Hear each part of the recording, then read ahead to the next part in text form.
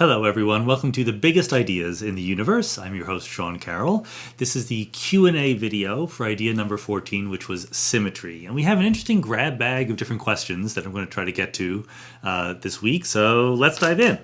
The first one comes right down to the meaning of what we mean by a group of transformations. Remember, we went through in the symmetry video about how a symmetry is a way that you can transform a system, physical system for example, in such a way that you've done something to it, but the end product is no different. Like the triangle, when you either flip it or rotate it by 120 degrees, you get back exactly the same triangle.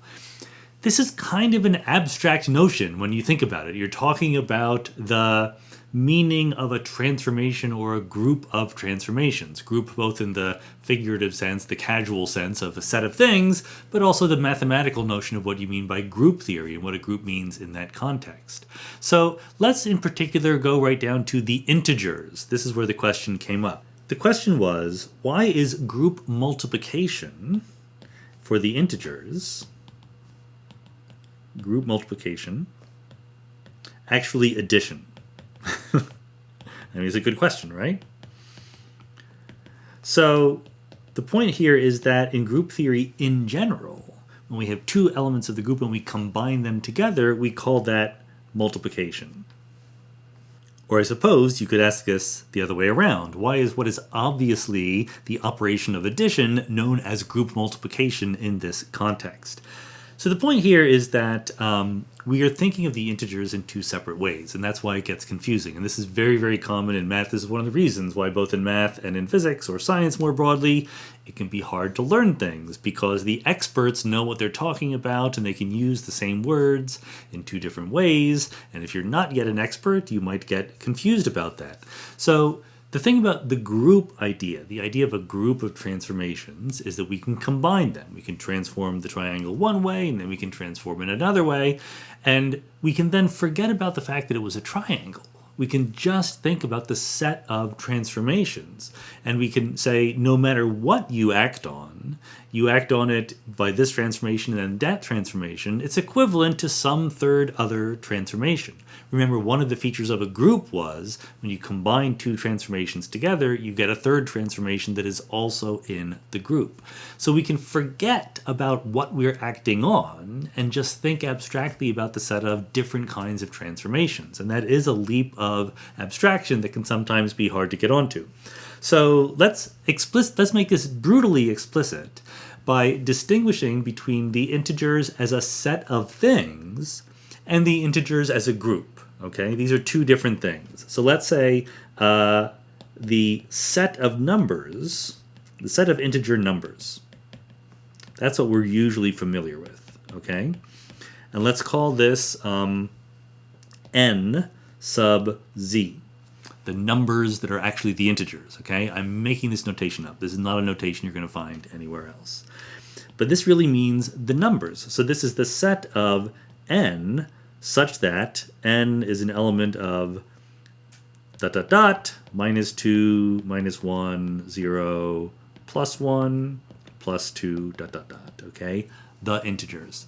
And they're numbers. There's an infinite number of them. There's no notion here in this set of anything like adding them together, okay? You can add that to it. You can say, okay, here's the integers with the operation of addition on them. But these are not transformations. This is just a set right now, okay? And now we can distinguish between that set of objects, that infinitely big set of objects called the integers, and the group of transformations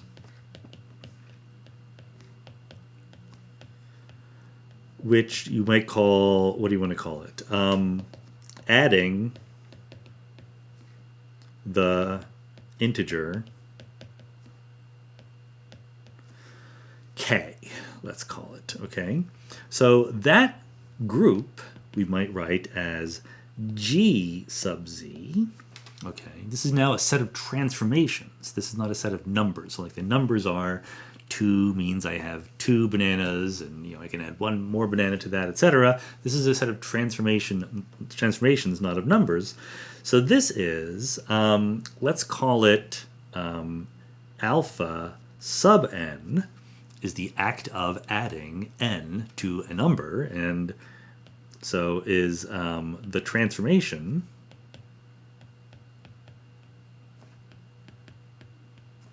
well, let's write it this way. Alpha sub n is the transformation such that alpha, actually, let's call it alpha k, because I called it k up there. Alpha sub k means alpha sub k of an integer n equals n plus k, a new integer, okay? So this is a map, okay? Each alpha sub k is a map from the numbers, integers, n sub z, the numerical integers, to itself. For each k, you have a map says shift everything over by k, okay? And then, of course, it happens to be true that there is, because this is a group, you can combine things together. If you have alpha sub j acting on alpha sub k of some integer n, well, that's alpha sub j acting on n plus k, which is just n, let me put it up here, equals n plus k plus j. That's just this, doing it twice, doing this notion of shifting over by an integer twice. And then you notice that that is, of course, the same as doing alpha of j plus k acting on n, right? Alpha j plus k is a different shift. It's a shift by the amount j plus k. It is not by itself the combination of anything, but it is equal numerically to n plus k plus j. So what we do then, following up on what I just said, is we look at this and we say the integer n on which we were acting played no role. Okay, it just went along for the ride. It could have been anything at all. It couldn't even have been a real number, but we're going to ignore that right now. Okay, so rather than writing, we could write alpha j plus k of n equals alpha j alpha k of n. That's true. This is saying shifting n by j plus k is the same as shifting n by k and then shifting n by j. You knew this. We can just write alpha j plus k, alpha j plus k equals alpha j times alpha k, okay? Now, why do we want to call it times? Because in this particular example, where what we're doing is the integers, then of course we're just adding the integers themselves together. But more generally, more abstractly, we're going to be taking two transformations and combining them, composing them, in fact, would be the technical term here. First you do alpha k, then you do alpha j. It might be the case that these do not commute, for example, in more general circumstances, that you can't do one, then the other, and be expecting it to be the same as the other and then the first one. So in the more general group theory context, it makes sense to call this a product of two transformations, because they won't always commute, they'll have different properties and so forth. Here in the integers, it is in fact the same thing, addition and multiplication. So the group product is not multiplying numbers. The group product is taking two elements of the group and combining them together, one followed by the other. In the case of the integers, that's the same as adding the integers themselves. But that's a special case. That's not the general feature. And this is also why you will sometimes see people write things like, so real people just write z for either the set of numbers or the set of transformations. So let's go back to doing that. And they will write two copies of z as z plus z, or that's the same thing as z squared, right? And there was a question like, why in the world don't we write that as z plus z, or maybe a direct sum? And the answer is just it's the same thing in this case. In this case, where it's the integers, there is no difference. All this notation means, in any of these notations, it just means two different copies, two ways to shift. So this would be, for example, a symmetry group on two copies of the integers. So let's say you had n and m, and then you could take one particular value and you would shift it up both in the n direction and the m direction. That would be the group z twice, z squared, z times z, whatever you want to call it. Okay, but really I just wanted to use this as an excuse to really draw out this distinction between a set of things and a set of transformations. It's a quick leap of abstraction when you're first faced with this, but it's one that is useful to glom onto. Okay, that was one question. Here's another question. I think this was implicit. I don't know if this was explicitly asked, but it came about. Remember our first example of a group was on the triangle. I don't know why my triangle disappeared. That's too bad. Here's the triangle. There we go. See if I can make it look a little bit more regular. Okay. And one of the things we said was that you could flip the triangle around an axis. So if we labeled this, I forget what we labeled it. I know it was ABC, but I forget what the original order was. But we can flip it around the vertical axis, right? Okay, so that was one thing that we could do. And some people were a little bit worried, don't you have to lift the triangle out of the plane to do that, right? When you flip it around, if the triangle is part of this two-dimensional plane, why are you allowed to do that? And this is actually, a great question, because it really brings to life what assumptions are being made and what assumptions are not being made. Remember, if you go back to the geometry video that we did, part of the insight that Gauss and Riemann had is that we can and should talk about geometry intrinsically to the object. This triangle is clearly embedded in a two-dimensional plane. I drew it there, and if you were to define what the triangle was, you might very well make use of the two-dimensional plane in which it's embedded. But when we get to this point where we're talking about the symmetries of the triangle and more generally the symmetries of other things in particle physics and quantum field theory, etc., we're not imagining that it's embedded in anything. We're imagining it's an intrinsic object somehow. For the circle, so compare this to the circle, for example. Here's a circle. Is this going to become a circle? Ooh, it became an ellipse. But I think I can make it more like a circle. There we go. So the circle, one way to define a circle is to say I start with a point, and I take the set of all points some fixed distance r from the original point, from the origin. Now, clearly, that only makes sense if you're embedded in some two-dimensional surface. You can generalize, by the way, this definition to spheres of any numbers of dimension. The number of points, the whole set of points, a fixed distance r from the origin in n dimensions is the n-1 dimensional sphere. But once we've done that, once we've made that definition, we're now interested in features of the sphere that do not depend on that embedding. Likewise, for the triangle up here, we're interested in features of the triangle that do not depend on the embedding. So when we say a flip, okay, when we say a flip and we visualize it as bringing it out of the plane and copying it, flipping it over, well, what you really are thinking of is a map from the triangle to itself. Okay, flip in the vertical direction. I forget what we called this. I should look at my old notes here. But the point is, the thing that turns it into this triangle BAC, okay, is a map that sends, for instance, this point gets set to that point. Okay, this point gets set to that point, etc. And the map doesn't require that we physically lift the triangle up and move it around. It just means if you tell me where you are in the original triangle, under the map, I know where you are on the new triangle, okay? So that's why flips are just as good, reflections or whatever you want to call them. When you think about what the symmetries of these spaces or these objects are, you should think about them intrinsically. You should try your best to not visualize them as being embedded in something else. That can be difficult to do, but that's the goal to which we strive. Here's a related question. I don't even think this was a question, to be honest, but I think this is something I should emphasize. I said it in the original videos, but I'm going to say it again, which has to do with the non-commutativity of these transformations. The integers up here commute. That is to say, if I do a shift by n and then a shift by m, it's the same as doing a shift by m and then a shift by n. The rotations do not commute. So rotations, and forget about the flips for a minute. So SO3, this is the set of rotations in 3 dimensions, okay?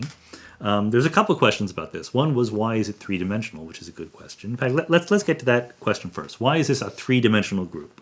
So the dimensionality of SO3 equals 3, whereas the dimensionality of SO2, for example, equals 1, does not equal 2. So what this means, SO3, is rotations in 3 dimensions of space. For SO2, it's kind of obvious that it's one-dimensional. If you think about taking some vector in 2 dimensions, x and y, and you rotate it by an angle, theta, then there's only one number that you need to give me. You give me the number theta, I tell you by how much I rotate it, okay? So the question for SO3 was, well, for SO3, here I'm going to draw 3 axes, x, y, z, and I give you a vector right here, okay?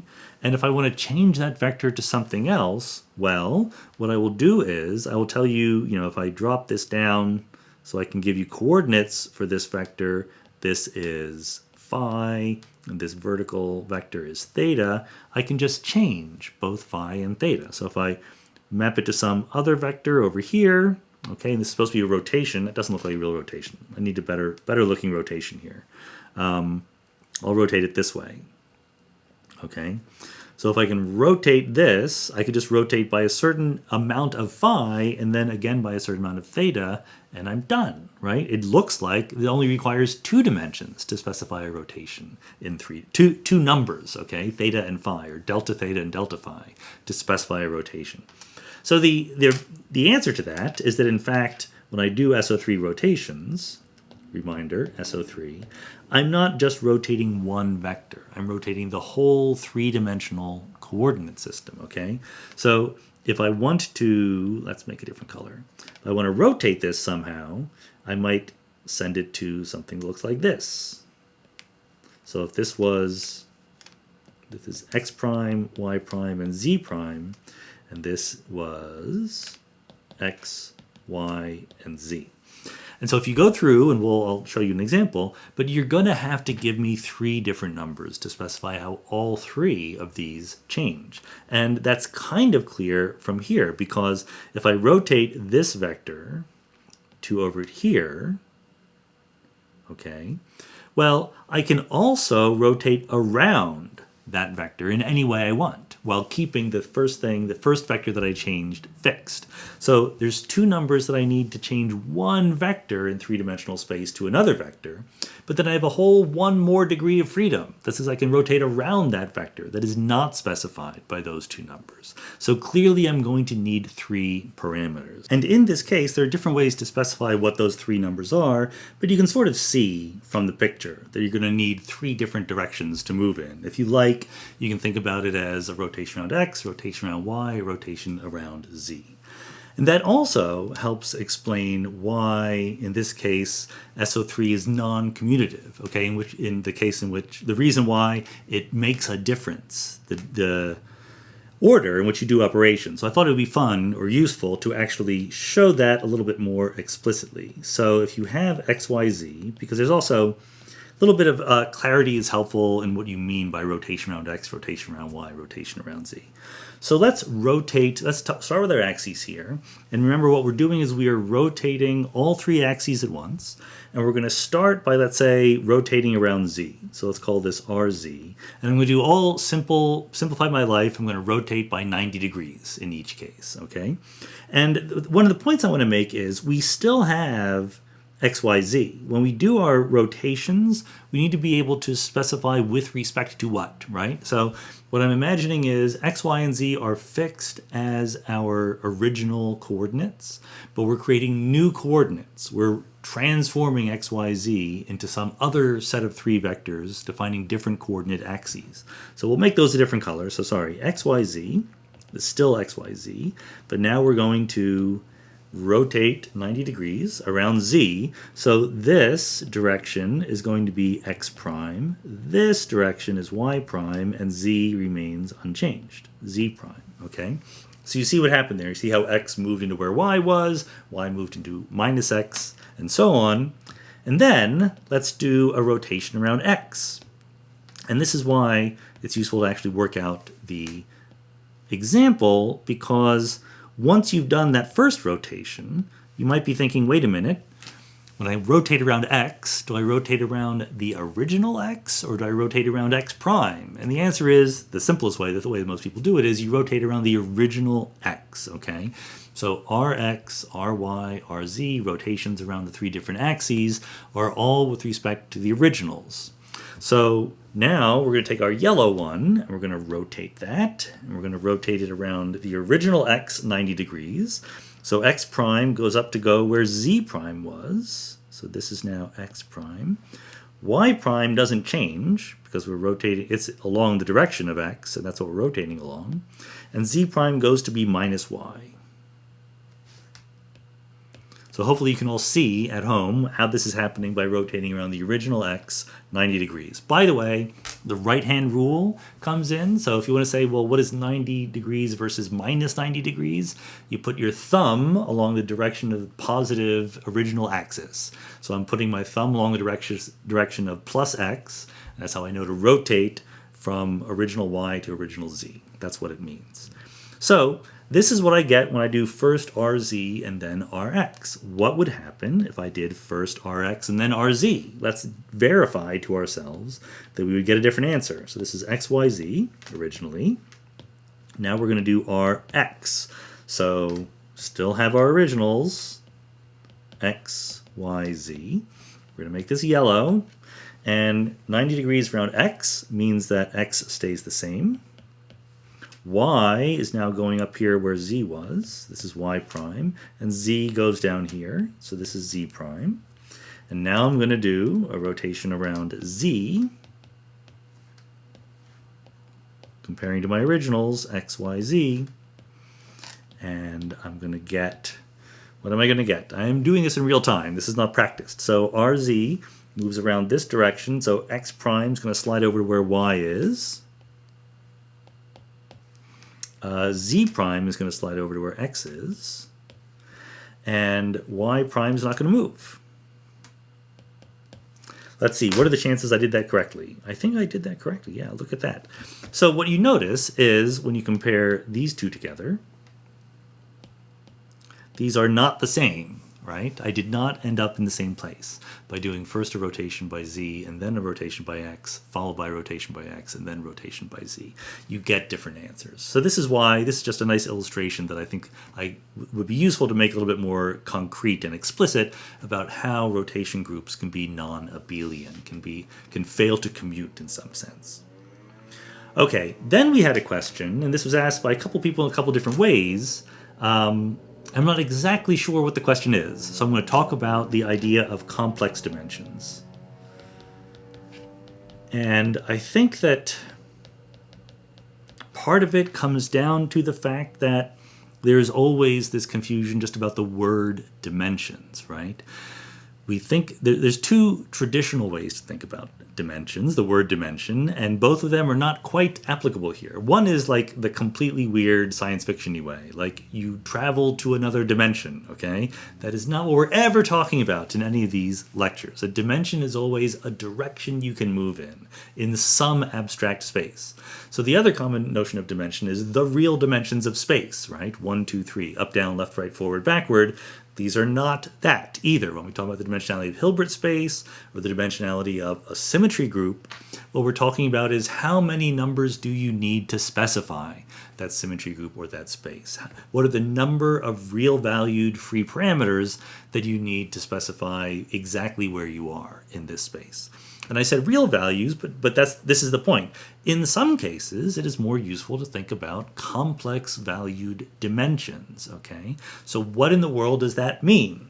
So very quick reminder of what complex numbers are. I know you know this if you've gotten this far already, but it's just useful to fix it into your head. We define I to be the complex unit, the square root of -1. And in fact, what we really mean is, in some sense, we have a two real dimensional space called the real values and the imaginary values of whatever we're doing, whatever number we're specifying. And we specify this number to be 1, and this number to be -1, and then this number to be I, and this number to be -I. And then any point in this thing called the complex plane can be thought of as A plus I B. So it's very much like a little vector space. It is a little vector space. To be honest, you have two components. You have the real part A, you have the imaginary part B, and you might want to say, well, okay, it's just a two-dimensional vector space. It's two real numbers that I need to specify one complex number. Why in the world am I calling this the complex numbers rather than just two real numbers? What advantage do I get by thinking of two real numbers as one complex number? And the answer is, if you're sort of following along my implicit guide to how to think mathematically, the answer is there's a bit more structure on the space called the complex plane than there is in just a two real dimensional vector space. So a vector space is a space of vectors, okay, a collection of vectors. A vector space is a set of things that can be added together or multiplied by a number, okay? So vector space is, V is a set of things, little v1, v2, etc., such that we have defined an operation v1 plus v2, and we have defined an operation alpha times v1, with the property that alpha times v1 plus v2 equals alpha v1 plus alpha v2. So you can add together and you can scale by numbers. That's what makes you a vector space. And when you have a vector space, you can work in components. You can have basis vectors, and sometimes, there's extra structure you can add to the vector space, like what we call a dot product, an inner product. Can you say whether vectors are orthogonal to each other, etc. But one way or another, you can always say, you can express these vectors, v1, etc., as some number A times a unit vector, e hat 1. If I put a little vector sign over v1, so you remember it's a vector, plus b, another number, times a unit vector e2, etc. And then you would have this picture, in the one direction, you would have a unit vector here, e hat 1, and another unit vector there, e hat 2, and there. That's a two-dimensional vector space. If A and B are real numbers, elements of the real numbers, then we say we have a real vector space. So when we say real vector space, we don't mean it's an actual vector space. We mean that it is a vector space where the coefficients, the components in some basis, are real numbers, okay? So when I gave you the definition, I didn't say whether they're real numbers or not. Alpha or beta could be real numbers. They could be complex numbers. If they're real numbers, it's a real vector space. So clearly, there's a strong family resemblance between a two-dimensional real vector space and the complex plane. They're both, in some sense, two-dimensional. But there's additional structure on the complex plane, and it comes down to this fact. I equals the square root of minus 1. Or in other words, there is something called I squared, which equals, which equals minus 1.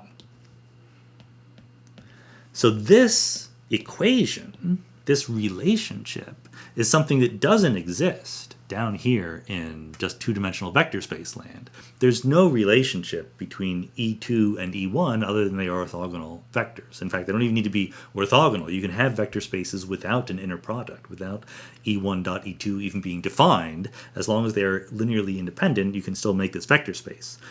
But here you have this extra fact. There is a way of multiplying numbers in the complex plane that has this relationship that I squared gets you to minus 1. I don't know what to draw there. And this also comes along with the idea of complex conjugation, that I star equals minus I. So there is a map, if you like, from the complex plane that flips you around the real axis.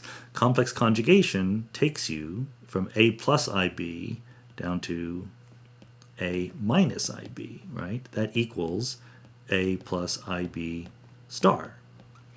So the fact that there is a new product rule defined on the complex plane, and associated with that there's this idea of complex conjugation, that's something that doesn't exist in the real two-dimensional plane. So the question, should in some particular case, should you think about things in terms of two real numbers or one complex number, comes down to the question, is there a physical meaning to that complex conjugation, or to that idea of multiplying I by itself and getting you to -1, okay? It turns out that for things like particle physics, when you have all these fields, the electron field, the quark fields, and so forth, the Higgs field, these are most conveniently thought of as complex valued fields. Not all of them are. The gluon field or the photon field, these are real valued fields, the gravitons. Roughly speaking, a lot of the bosonic fields, a lot of them, not all of them, but, well, let's put it this way. A lot of the, what is the best way to say it? The neutral fields, the neutral particle fields, usually can be thought of as real valued, and the complex ones can be thought of as the charged fields can be thought of as complex valued. That's roughly the way it works out. And why? Again, very roughly, like, don't tell anyone I'm telling you this, but a real valued field just has the one number, the real value, okay, whatever it's doing. It might be a vector, so it has components, but they're just all real valued. The complex valued fields have two different things that can go on, their real part and their imaginary part, and that roughly corresponds to being positively charged or being negatively charged, okay, being a particle or being an antiparticle. That's why you need a little bit more freedom, a little bit more information for a charged field, and the complex numbers are just right for that. Okay. So if I have complex vectors, I would write, again, it's exactly the same formula. V1 equals A E hat 1 plus B E hat 2 with both A and B elements of the complex numbers, okay? That's what it means to have a complex valued vector, a vector over the complex numbers, a complex vector space. So it's not that the vectors change, but there's more information in them because you can be both the real part and the imaginary part of each particular coefficient. And then, of course, you have this extra operation. You can take the complex conjugate, etc. So it turns out, and this is just a little bit of extra information you don't really need to know, but it's fun background knowledge, this idea that you generalize the real numbers by adding this unit called I, which is in some sense orthogonal to the real numbers, and satisfies this equation, I squared equals -1, so they're related to the real numbers in a very specific way, can be generalized. Not arbitrarily, but in a very, very specific number of ways. And this is, you certainly don't need to know this. I'm not even going to explain to you what it means, but this is the topic of normed division algebras. To be honest, I would not be able to give you this precise mathematical definition of this without looking it up, but I know what they are. There's only a couple of them, a few of them. They're the real numbers.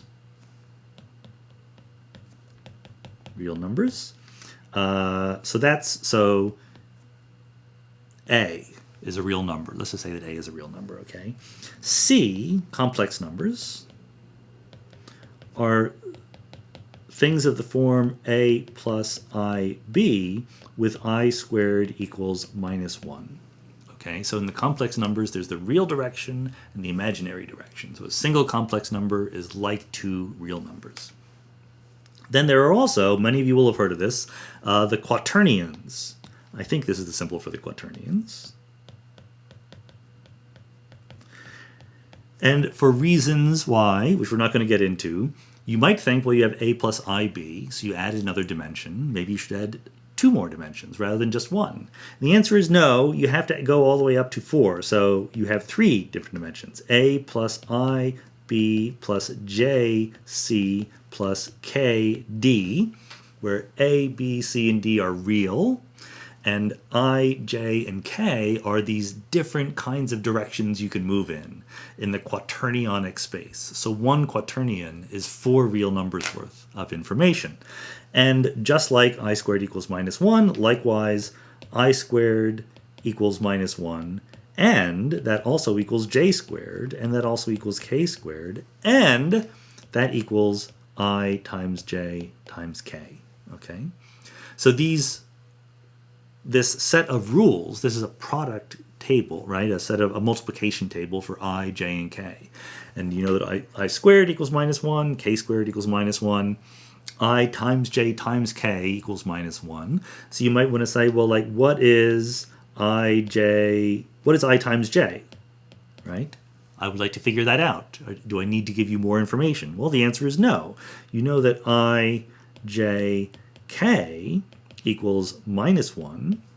So let me multiply on the right by k, k, and then k squared equals -1. So this is minus ij, and this is just minus k. So therefore, ij equals k. There you go. You can figure it out.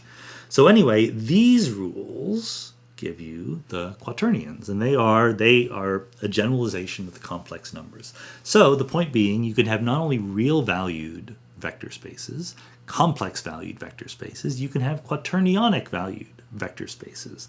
And finally, you can have octonionic. Yes, I'm supposed to tell you what the symbol is, right? I think it's just an O. I don't know. These never actually come up in most physics. Oh, there we go, octonions.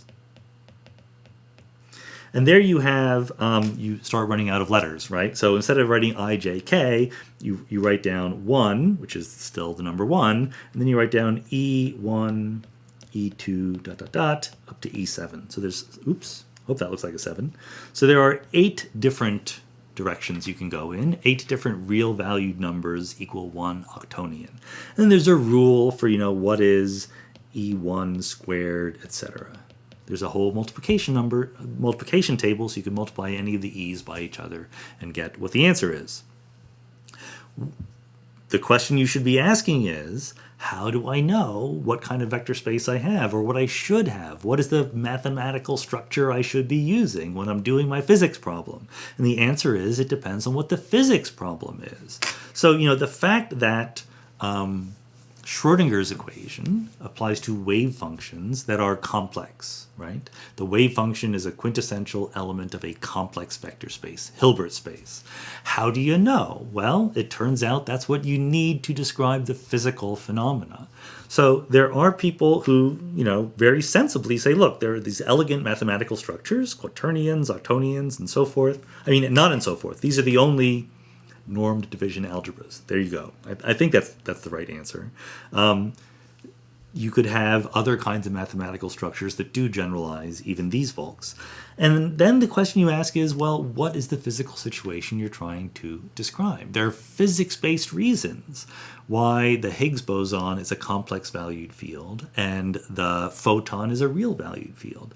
The Higgs boson, that's a terrible example, isn't it? Because the Higgs boson is, of course, the Higgs boson, which results from spontaneous symmetry breaking after the fact, is a real valued field. That was a terrible example. There are 4 components to the Higgs field before spontaneous symmetry breaking, and those are complex numbers. But I haven't told you about that yet, so you have no idea what I'm talking about, so therefore you're confused. But don't worry, we will talk about that eventually. Better example, the electron, okay? The electron is a complex valued field. The photon is a real valued field. Why? Because electrons have electric charge, and electric charge is either +1 or -1. Photons do not have electric charge. Photons are neutral, okay? So the question is not, here's the math, let's fit it into the physics. The question is, what is the physics? And now let's look for the math that conventionally, conveniently, helpfully describes it. So in nothing that we're going to do for the rest of these videos are quaternions or octonions going to be very helpful. They could be in other examples, but we're not going to get that far.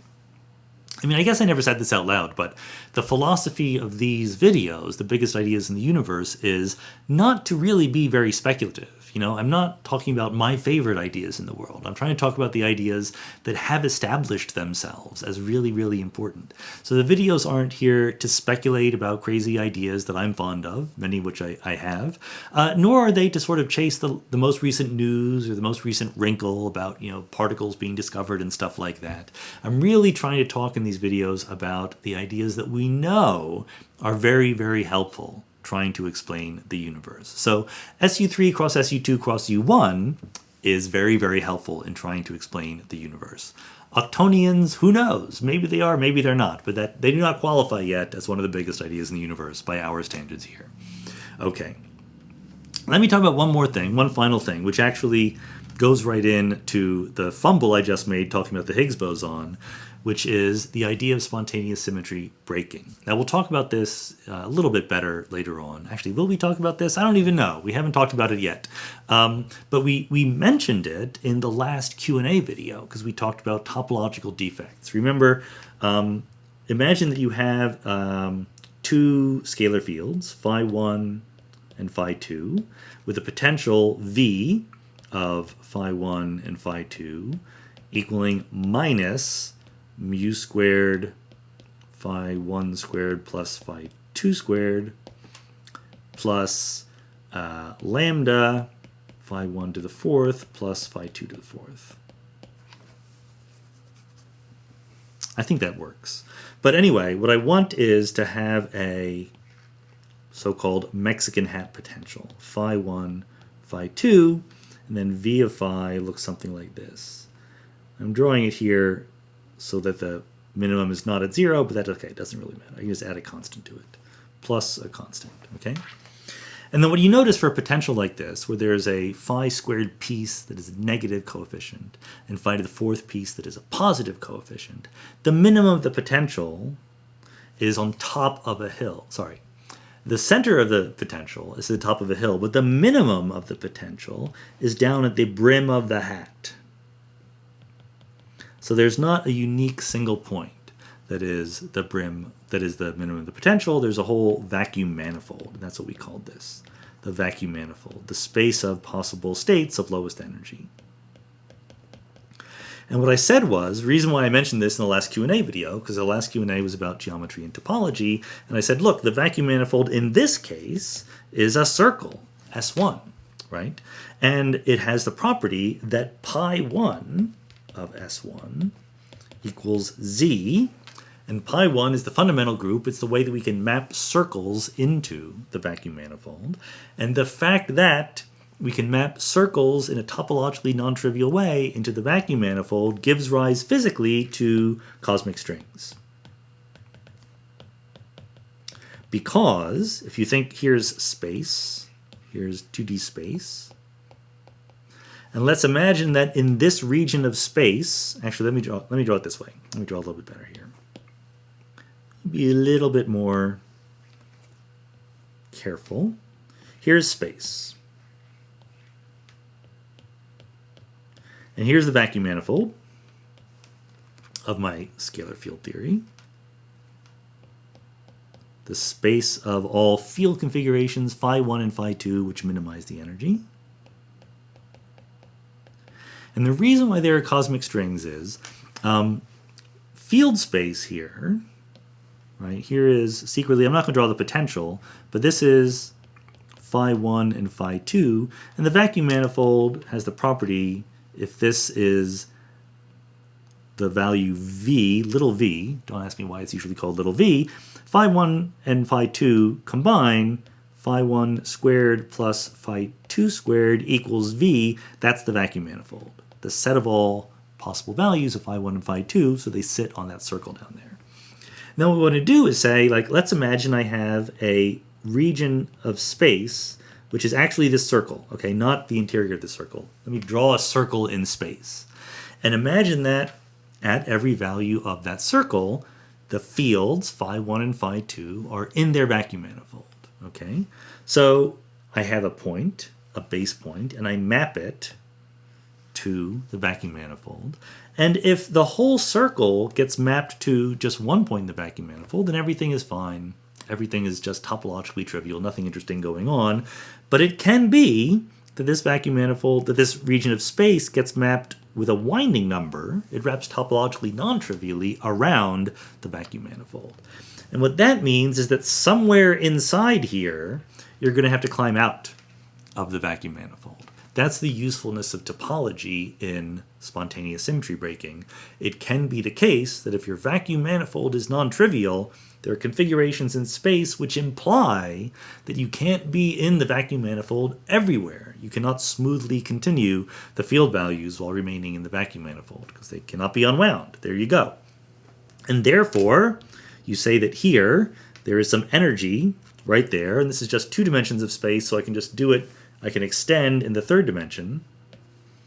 If this is z direction, then this region of space, which climbs out of the vacuum manifold and therefore has energy, because it's sitting up here at the top of the potential, is going to look one-dimensional. It's going to look like a string. So, long story short, if the fundamental group of the vacuum manifold is topologically non-trivial, the field theory can give you cosmic strings. What does this have to do with symmetries? Well, look at this potential that I drew here. I'm trying to hide the equation. I'm not exactly sure the equation is right. But you can look at the potential, and there's clearly a symmetry here, right? There's an SO2 symmetry. There's an SO2 symmetry that rotates phi1, phi2, thought of as a 2-dimensional vector in a 2-dimensional space, to phi1 prime, phi2 prime, right?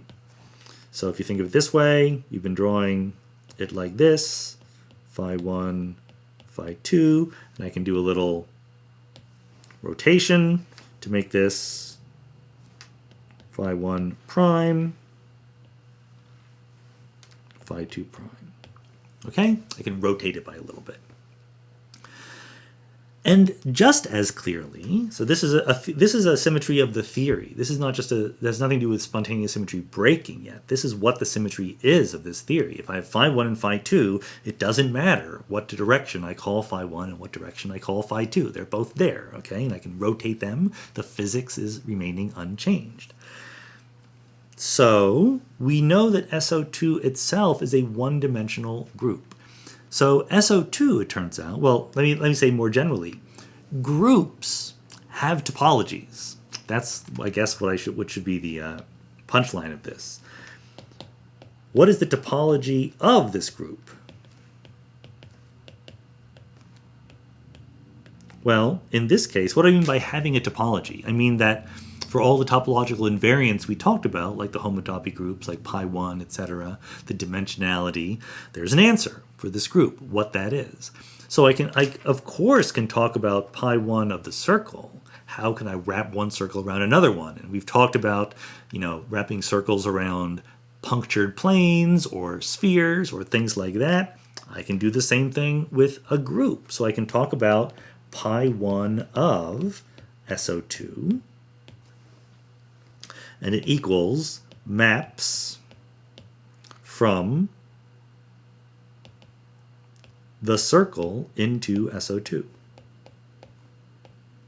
The set of topologically equivalent maps, the set of maps that can be deformed into each other. So you probably have guessed this already, but look, the action of SO2 is just a rotation here by theta, by a single thing, and theta can go from 0 to 2 pi. So topologically, it turns out that topologically, SO2, group of rotations in 2 dimensions, is equal to the circle. That's exactly what it is. The set of all rotations in 2 dimensions can be parameterized by points on a circle. How much should you rotate by? There you go. So, therefore, pi1 of SO2 equals z. It's the integers. And you might now be thinking, well, oh, good. So the symmetry group gave rise to the vacuum manifold, and that's why we know there are cosmic strings. Not quite that simple. Let me drive home how complicated this can get, because it can get complicated pretty quickly here. So what about, another symmetry group? What about SO3? Well, you might think, we have 3 dimensions. We're going to rotate them. So just like in 2 dimensions when we rotate around a circle, maybe in 3 dimensions we rotate around some kind of sphere, right? The sphere is left invariant by rotations. But that's not true. That's why we had the previous discussion about the dimensionality. A two-dimensional sphere is two-dimensional, but SO3 is three-dimensional. SO3 cannot be the same as a two-dimensional sphere, and has nothing to do with a three-dimensional sphere, right? It seems to have nothing to do with it. So there's a long story short, but let me, the point is, the real point that I wanted to get to is, just because I tell you what a group does, what it acts on, doesn't mean you can tell me what its topology or its geometry is right away. It turns out that, I won't go into details here, but that SO3 is a three-dimensional sphere with an identification by a Z2, which is, see, there's a single discrete symmetry mapping different sides of the sphere. So it's very hard to draw a three-dimensional sphere. Imagine that instead of being two-dimensional, which it really is, this were a three-dimensional sphere, okay? So if this were a three-dimensional sphere, this thing that I said divided by Z2, I mean if I take this point on the sphere, I identify it as the same point as one on the other side of the equator, okay? If I take this point, I identify it up there with that point, this point right here is identified with that point right there.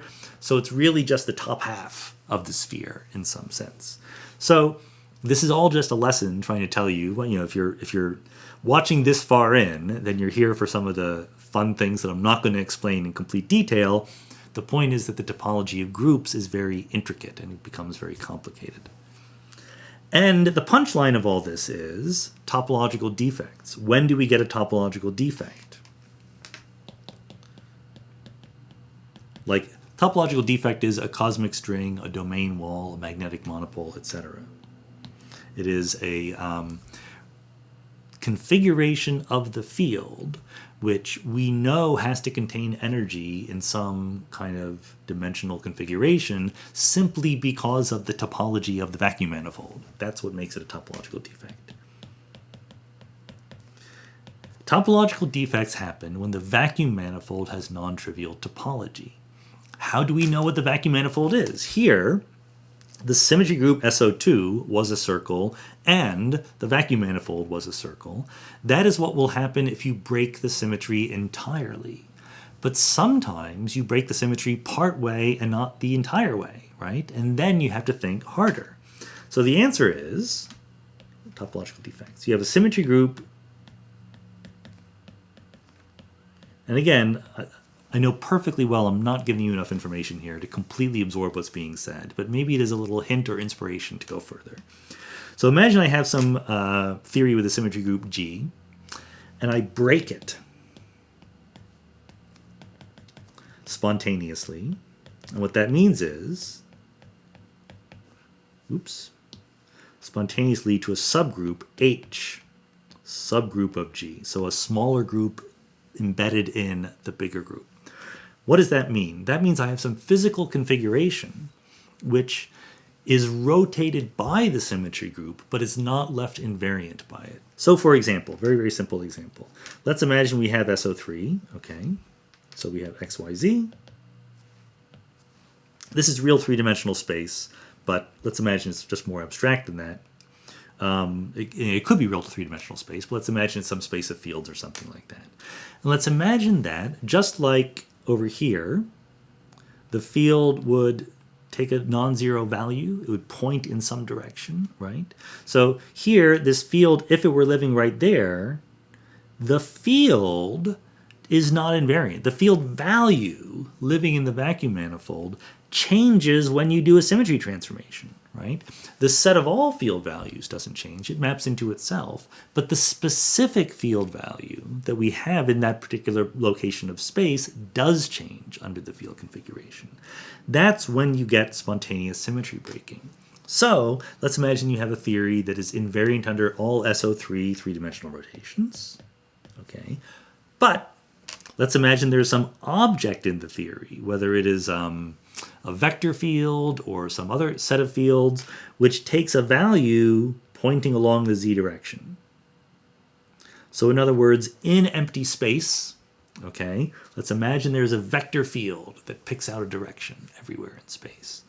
So then the underlying theory is invariant under the entire rotation group, but that rotation would change the direction in which this vector, call it v, is pointing in. At least some rotations would change the direction. If you rotated around the x-axis, or if you rotated around the y-axis, then v would change. But rotations around the z-axis leave v unchanged. So there's an unbroken subgroup, which is just rotations around the z-axis, and that is SO2. So in this case, the original symmetry group G is SO3, rotations in 3 dimensions.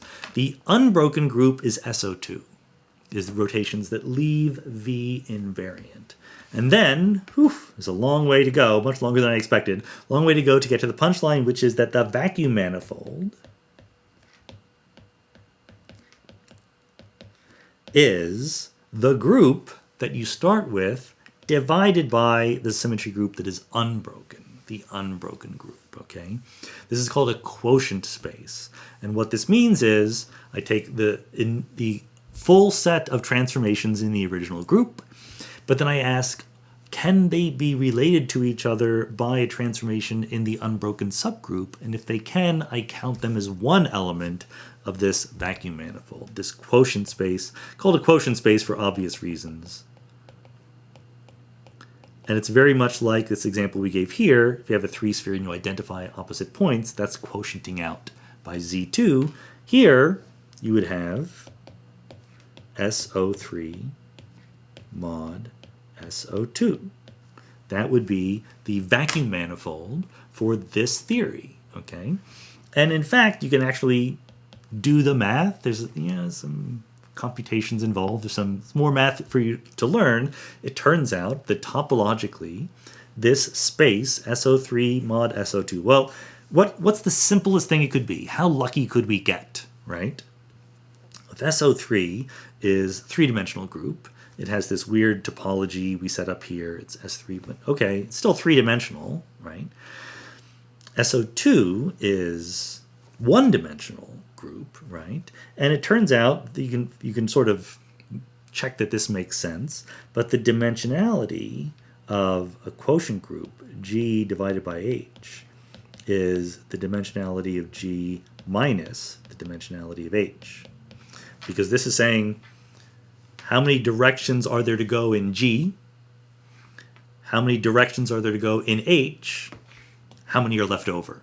Okay, so if you like, this makes more sense if you write the dimensionality of G, the whole group is the dimensionality of H, the number of symmetry groups left unbroken by this field living in empty space, plus what is left over.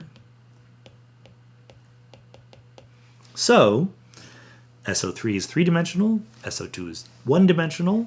This quotient space, this vacuum manifold, is going to be 2-dimensional. What's the simplest thing it could be? A 2-dimensional sphere. And indeed it is a 2-dimensional sphere. That's because not that many 2-dimensional compact closed manifolds that it could be. So, nice. What this says is, if you start with SO3, you break it by some vector down to SO2, then you have a vacuum manifold, which is 2-dimensional. That's the sphere. Remember when we said up here, could you think of SO3 as a 2-dimensional sphere? No, you can't. But if you break it to SO2, then the vacuum manifold is indeed that exact 2-dimensional sphere. It is the set of points that you could transform V into by an SO3 transformation. That's the vacuum manifold. And so it makes perfect sense that the vacuum manifold is a 2-dimensional sphere. Just look at this picture, look at this, what V is doing, and think about everywhere I could take it by rotating in some place. That fills up a single 2-dimensional sphere. And that is why, pi 1 of, let's just tell you these facts, pi 1 of S2 is trivial. You can take a circle, map it into a sphere, you can always contract it down to a point. But pi 2 of a sphere is the integers, okay? If you take a sphere and map it to a sphere, a 2-sphere, map it to a 2-sphere, you can wind around once or twice or 0 times or -1 times or whatever. So there are no cosmic strings in this particular theory that I have of SO3 breaking down to SO2, but there are monopoles, one-dimensional topological defects. And in fact, the same thing, the same kind of logic works for grand unification theories in particle physics. Why do grand unified theories, GUTs as they're called, predict monopoles? Well, because they imagine that you start with some symmetry group G. Let's just say it's G. I'm not going to tell you what it is. Well, okay, it could be like SU5 or something like that. But there's lots of things it could be. Some simple group. Let's imagine it's not the product of two groups, because then it wouldn't be really unified, and we're trying to grandly unify everything. Let's imagine it's a simple group. And then H, the unbroken symmetry group, the whole point is you imagine breaking the grand unification group down to the symmetry group of the standard model. So we know what the unbroken group is. It has to be SU3 cross SU2 cross U1. By the way, I'm giving more details here. There's really a, I'm going to write this and then I'm going to unwrite it. There's a secret that they never tell you, but it's actually the symmetry group of the standard model is this modulo Z6. There's a Z6 discrete subgroup that gets modded out in the standard model. But nobody cares, and it's not actually relevant for what we're saying right here, so let's ignore that right now. The point is that for any simple group G, whoa, what happened there? For any simple group G, pi 2, the set of topologically distinct maps from a two-sphere into G divided by SU3 cross SU2 cross U1 is the integers, Z. No matter what you do, if you unify the gauge group of the standard model, the symmetry group of the standard model, into a single, simple Lie transformation group, then when you break it down to the standard model, there will be a topologically non-trivial vacuum manifold that will allow for the existence of magnetic monopoles. That's why we know that grand unified theories predict magnetic monopoles, and we haven't seen any magnetic monopoles.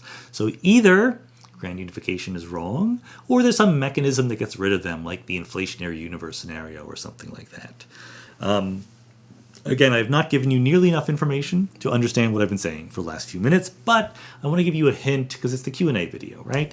In the regular videos, you're supposed to understand everything, but in the Q&A videos, we can let our hair down a little bit and just let you in on some of the things that people think about when they're doing this for a living. So this is one of the reasons why topology is important in particle physics, because it can predict the existence of real physical things according to different theoretical hypotheses. If your hypothesis is there's grand unification, you know just on the basis of topology that you must predict the potential existence of magnetic monopoles. One of the ways, we'll see a few others, how topology and symmetry are really important in understanding modern quantum field theory.